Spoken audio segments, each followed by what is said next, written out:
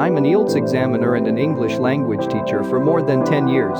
So please go through the whole course, don't skip a second. Check the link in description to know more. IELTS listening is taken by both general training and academic candidates and is designed to cover the full range of ability from non-user to expert user. It covers the basic survival skills in a broad social and educational context, as well as the skills required for academic purposes.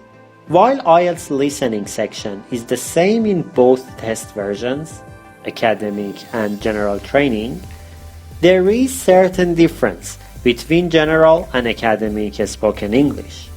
Regardless of the test version you take, IELTS listening tests understanding of both general English in transactional situations, such as making arrangements for transport, accommodation and leisure activities, and academic situations, such as taking part in a seminar or listening to a lecture. In addition, candidates listen to both conversations and monologues. In each case, the context, purpose, and relationship between speakers will affect the language used.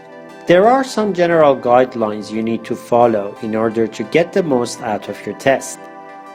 First and foremost, listen carefully to the introduction to each section. This will give you useful information about the situation and the speakers. Use the time at the beginning of each section and in the middle of sections 1 to 3 to look through the questions and think about the topic. You also need to read the instruction for each task carefully. Remember to check the maximum number of words allowed. If you exceed the word limit, you get no mark for that question, even if the right answer is included in what you wrote. You must write all your answers as you listen. Remember, you won't hear the recording a second time. Answer all the questions, even if you don't feel sure about one answer. You may have understood more than you think. At a given time, at the end of each part, I strongly recommend to check your answers and make sure what you have written makes sense in the context. Always wait until the end of the test to transfer your answers to the answer sheet. You have 10 minutes for this purpose, which is plenty of time. Don't waste your precious preparation time during the listening for this purpose. Write clearly when you transfer your answers from the question booklet into the answer sheet. If an answer isn't clear on your answer sheet, you will lose the mark. Always remember to check your spelling and, of course, grammar where necessary. And something for peace of your mind. Don't worry if you have to cross out or change an answer, and don't panic if you miss one question.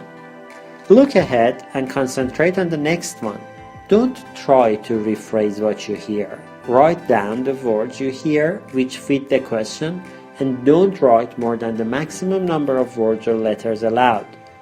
Don't copy any words that were printed on the question paper when you transfer your answers to the answer sheet. Thank you for watching. Like and comment. Don't forget to subscribe. Check the Patreon page link in the description to get all the samples, tests, books and other materials for your study. Please support on Patreon if you want.